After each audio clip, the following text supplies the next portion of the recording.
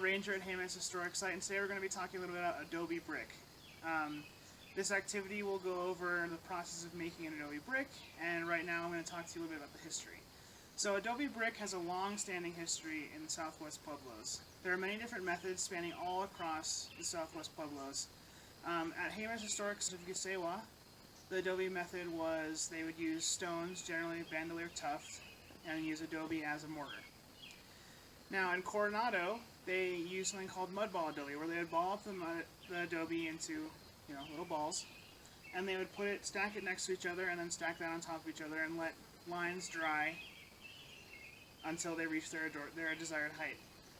Another method is puddled or poured Adobe, which was similar to mud ball Adobe in that they would take the Adobe mixture and pour it along wherever they wanted to have a wall, and they would let that one line dry and then do it again until they reached the desired height.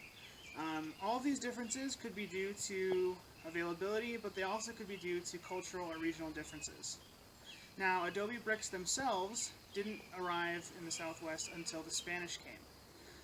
This was around the 16th to 17th century. The first time the Spanish were here to colonize or stay was in 1598 with Oñate. So this here is going to be an example of an Adobe wall. We have modern stucco over it because it's currently used at Los Aceros Historic Site. But underneath it we have these bricks. And you can see they were made with the clay side. You might be able to see a little bit of this straw that the Spanish would put inside the clay to help with structural integrity. And so this is kind of what we're going to be making, so let's get started. So the first thing you're going to want to do when you're doing an Adobe brick or any type of Adobe is you're going to want to check the clay content, and we have a couple ways of doing that. The first way is something called a worm test, where you'll take the clay and you'll roll it up, and then if it sticks when you hold it, it has a pretty or a high enough clay content.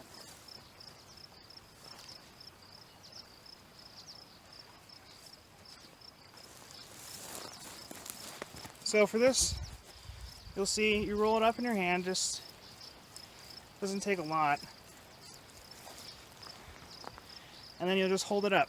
And if it can support that weight, just all that extra weight, that means there's a pretty high clay content. Now the second way is something called a shake test. And so a shake test is when you take a similar amount of clay and you put it into a bottle full of water, and you'll shake it up. Now I don't know if you can see it, but you'll see the clay content because you'll see the first layer that settles after a little while, and then the top layer. So this is about how much clay we have in this amount of dirt. Now after that, we also have the next step, which you'll take some of the dirt and you'll mix it with water. So you want it to look something like this. I don't know if you can see that. It's pretty thick, not too much water. And this is what we're going to use to build our brick. And so in order to shape the brick, I've taken just this little piece of cardboard and cut it up. And you can place it on any flat surface. I'm using an area with lots of sand.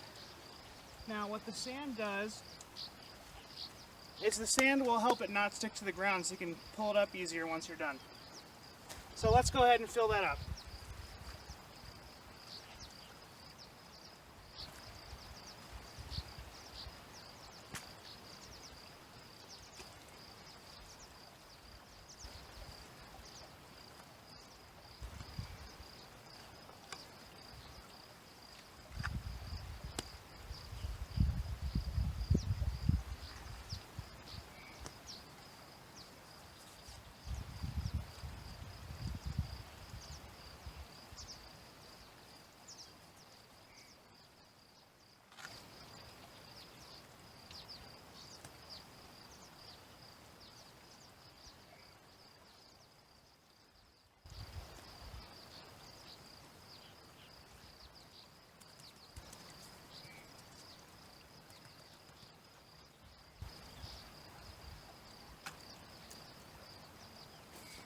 Alright, and so that's what we're going to have is come take a look at that. And there you go, that's one clay brick. Now you can imagine how long it would have taken to build an entire house or an entire complex using this technique.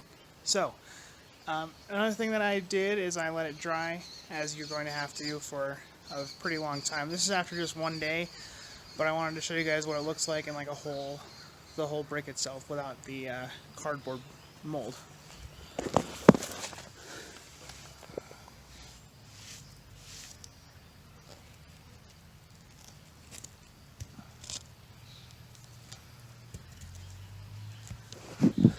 So there you go.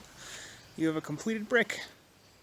I'm here at Jemez Historic Site. I was lucky enough to get to come out here and film this really quickly. I just wanted to show the example of one of the types of Adobe that I was telling you about earlier. At Jemez, they used a stone and mortar technique, which was basically they would take these stones and set them down and use the Adobe mixture as a mortar. And so that is the way that the Jemez did it.